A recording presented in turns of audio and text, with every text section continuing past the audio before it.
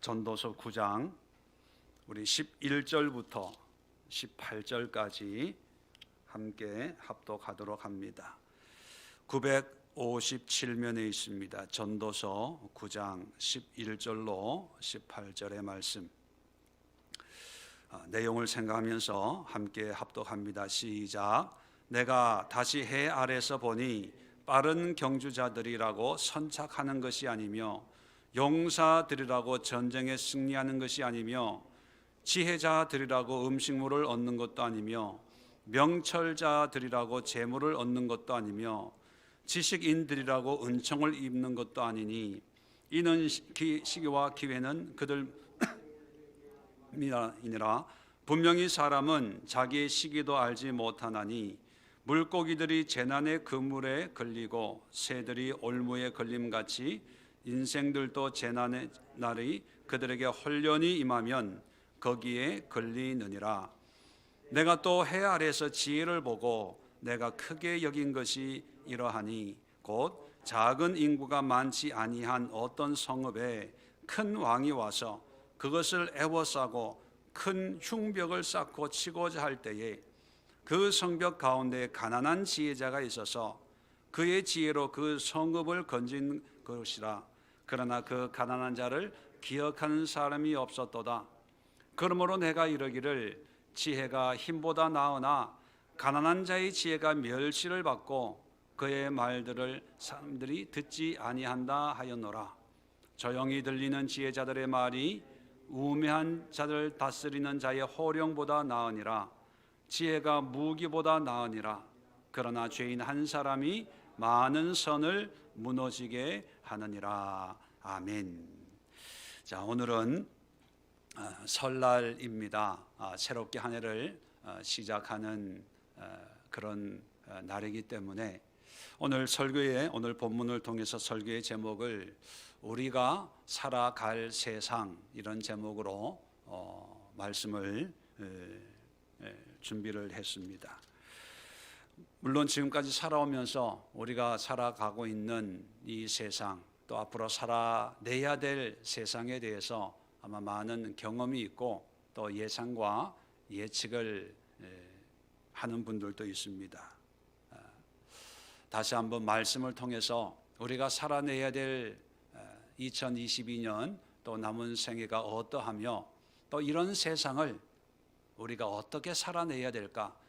세상을 알고 나를 알면 승리하게 되고, 세상을 모르고 나만 안다든지, 또 세상은 알지만 내가 이 세상을 어떻게 살아가야 될지를 모른다면 우리는 늘 시간이 지난 다음에 후회하는 그런 인생이 될 위험성이 있습니다. 자, 오늘 우리가 살아낼 세상에 대해서 네 가지로 말씀하고 있는데, 자, 11절에 보면 다시 한번 읽지는 않겠습니다. 한마디로 얘기하면요, 이 세상은 모순으로 가득한 세상이라는 거예요. 모순으로.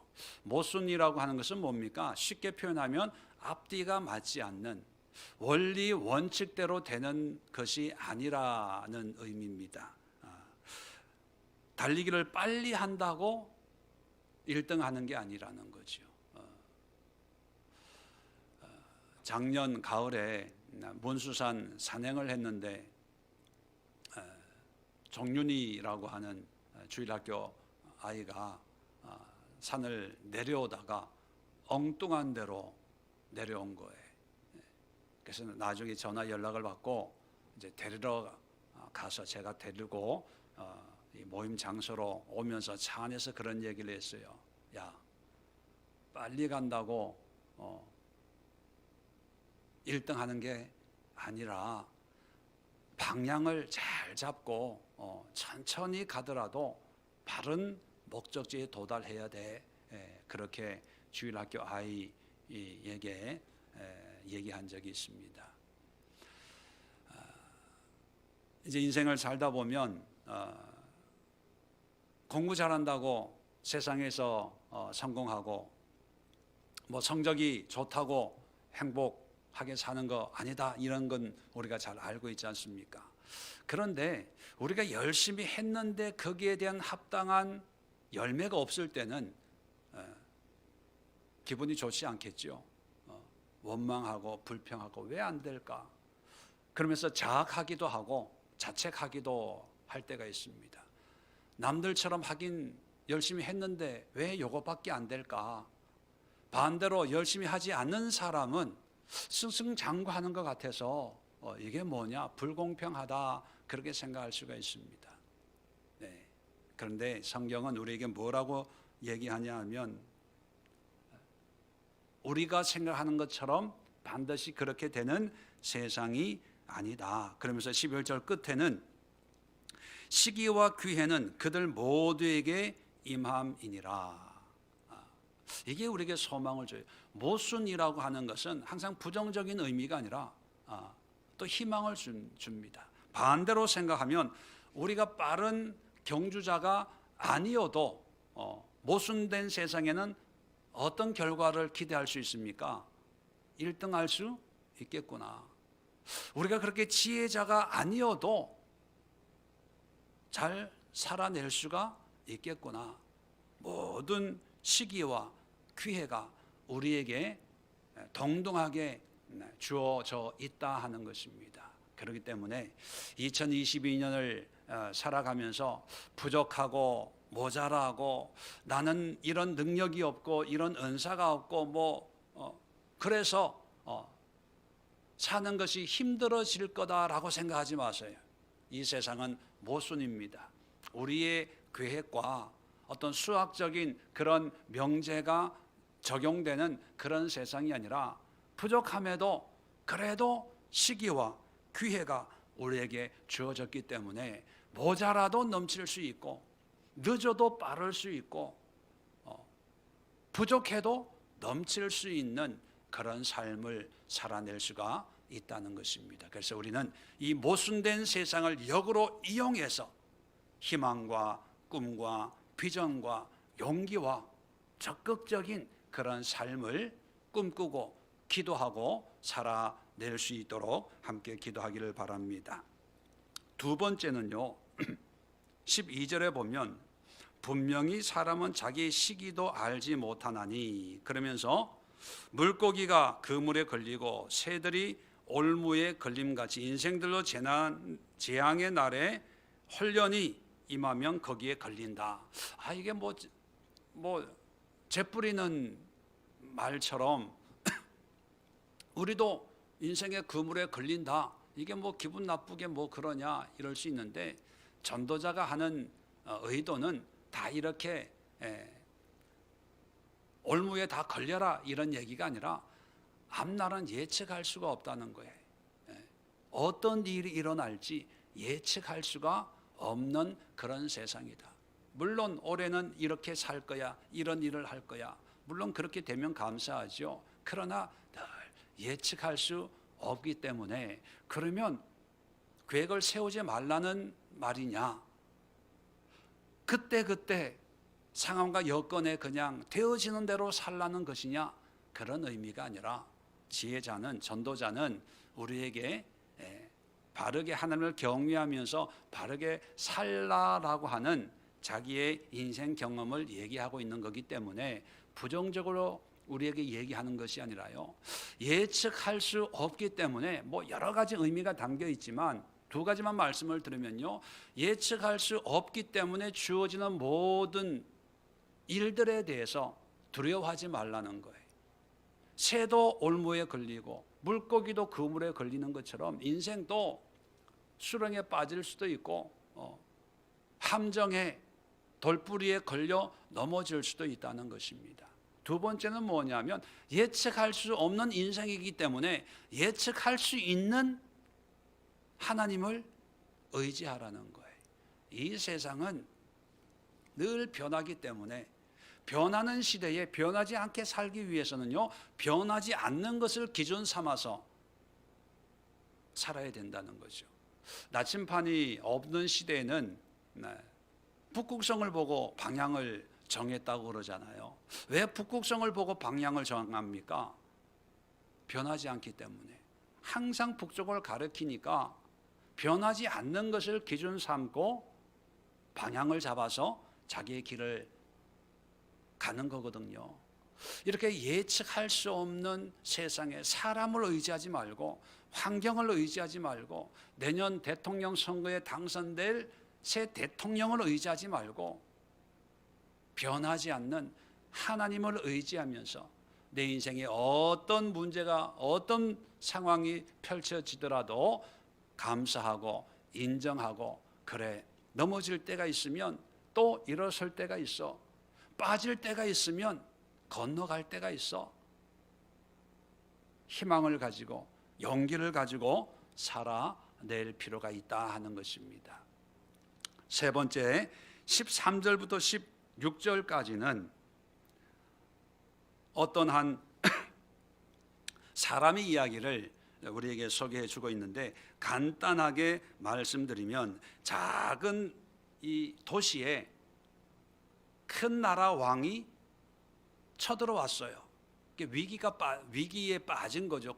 이게 힘으로는 상대가 안 되는 거예요. 작은 성읍에 큰 나라 왕이 이제 전쟁을 하러 왔으니까 이제 죽은 거죠. 망한 거지요. 자, 그런데 어떤 그 성에 가난한 지혜자가 갑자기 제갈공명 같은 사람이 나타나가지고 그 성을 구원을 시킨 거예요. 전쟁에서 이긴 거예요. 참 이게 불가능한 것을 가능케 한 그런 역사가 일어난 거예요. 자, 그러면 이 가난한 지혜자는 그 성읍에서 영웅이 되겠죠. 영웅이 되는데, 그런데 15절 끝에 보면 그 지혜자를, 그 가난한 자를 기억하는 사람이 없었도다. 16절에 그러므로 내가 이르기를 지혜가 힘보다 나으나, 지혜를 가지고 힘이 많은 나라의 왕을 이제 쳐부술 수 있지만, 그런 뜻입니다. 가난한 자의 지혜가 멸시를 받고 그의 말들을 사람들이 듣지 아니한다 하였노라. 이게 무슨 뜻이냐 하면, 자기가 쉽게 얘기하면 자기가 아쉬울 때는 지혜자를 찾지만 배부르고 등 따시면 이 가난한 지혜자의 말을 무시한다는 거예요. 이 세상이 그렇다는 거예요. 자기 필요하면, 아쉬우면 예 그러고, 이제 문제가 해결되면 언제 받느냐는 듯이 그렇게 외면을 하는 그런 시대다. 한마디로 기억함이 없다. 자, 기억하는 사람이 없도다라고 하는 의미는 뭘까요? 이 세상에 미련 두지 말라는 거예요. 이렇게 하면 세상이 나를 인정해 줄 거야. 이렇게 하면 세상에 큰 일을 이루었으니까 사람들이 좋아할 거예요. 예, 당신은 좋아합니다. 근데 시간이 지나면 다 기억 속에 잊어져요. 그리고 잘했니 못했니. 예. 특히 우리나라 근대사를 보면, 역사를 보면 존경하는 사람이 누굽니까 물어보면 싸움 나요. 나는 이승만, 나는 박정희, 박근혜, 이명박, 김대중, 싸움 난다니까요. 싸움 난 이유가 뭡니까? 존경할 만한 사람이 없다는 거예요. 그러니까 자기 나름대로 나는 이 사람 저 사람 그렇게 중구난방으로 얘기하는 거죠.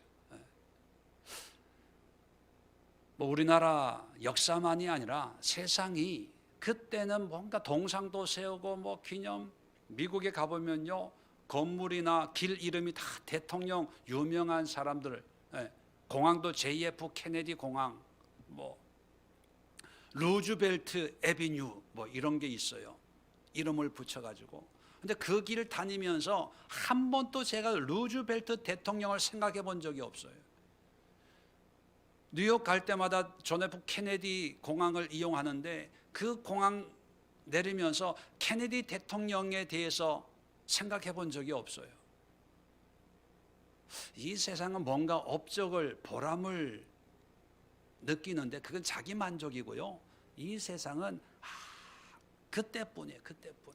자, 이걸 역으로 이용하면 이 세상의 기쁨과 만족을 주고 내가 이 나라를 구했어, 이런 보람은, 물론 그 당시는 큰 일을 했지만 그런 보람이나 그런 사건의 의의는 이제 한 세대가 지나면 기억하는 사람이 없다, 이건 그렇게 살 필요가 없다, 그런 의미가 아니라 그렇게 살아야 되겠죠.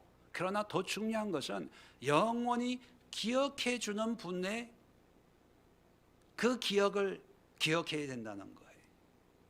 우리의 모든 것을 기억하는 분이 누굽니까? 하나님이거든요. 세상은 나를 잊어버려도 하나님은 모든 걸 기억해 주신다는 거예요.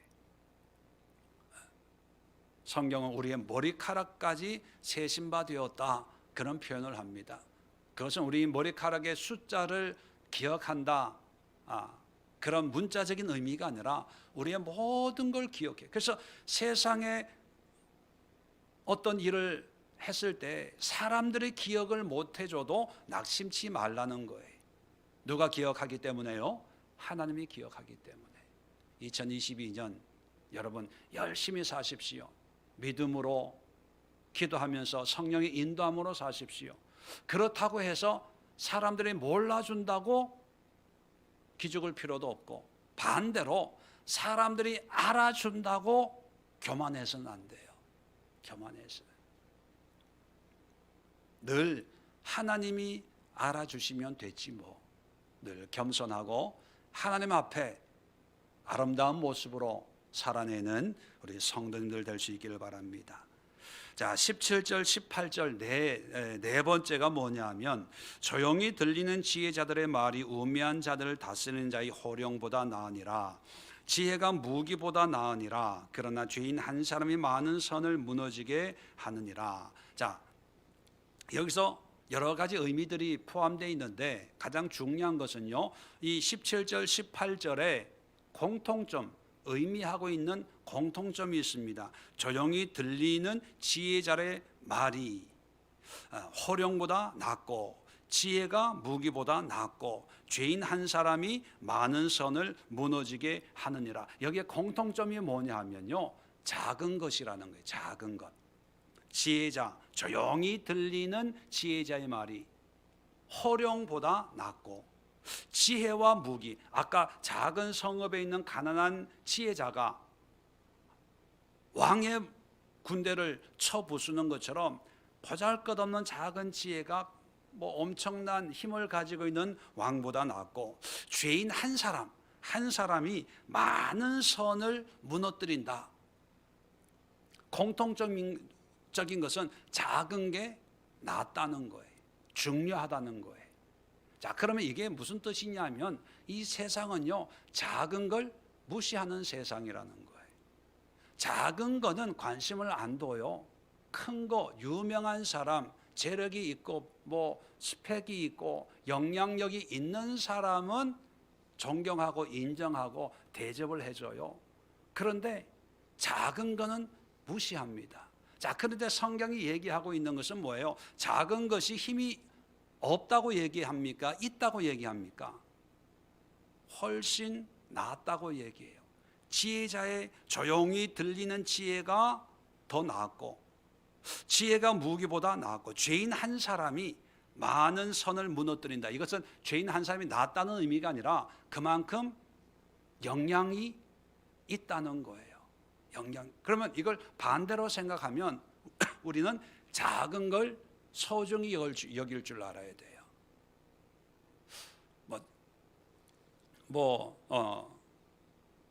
말리길도 한 걸음부터 뭐 이런 속담이 있나요?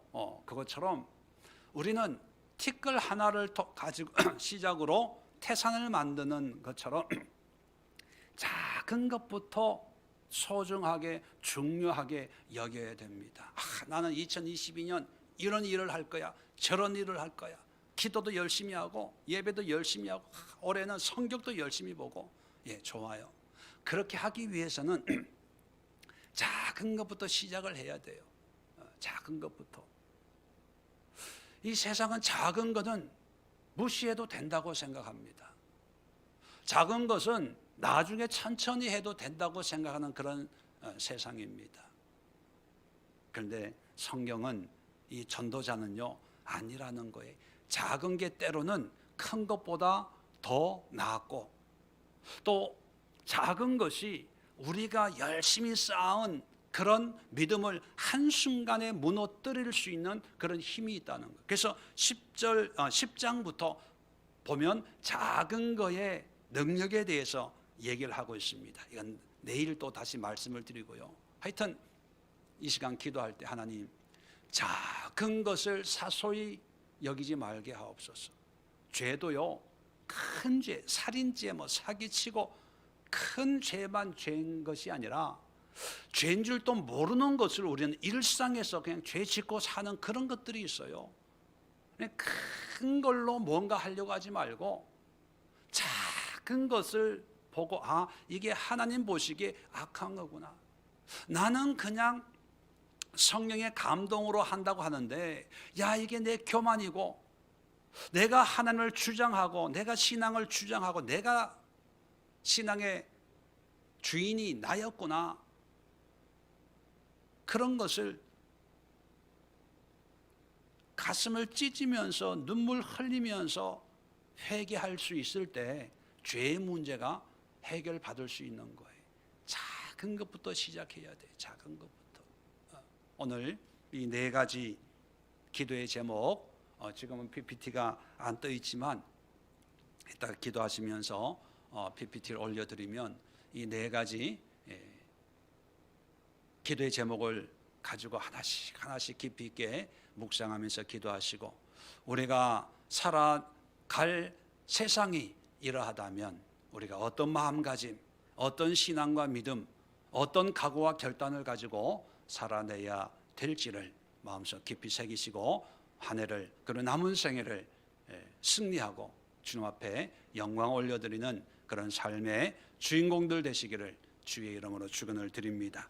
기도하겠습니다. 아버지 하나님, 새해가 또다시 밝아왔습니다. 설날을 맞이하면서 2022년 그리고 우리의 남은 생에 우리가 살아가야 할 이 세상의 단면들을 네 가지로 살펴보았습니다.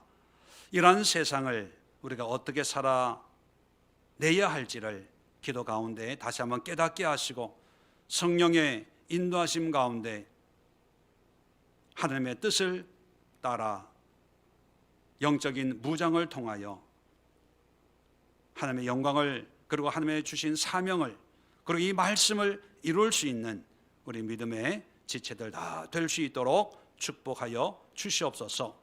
예수님의 이름으로 감사하며 간절히 기도드리옵나이다. 아멘.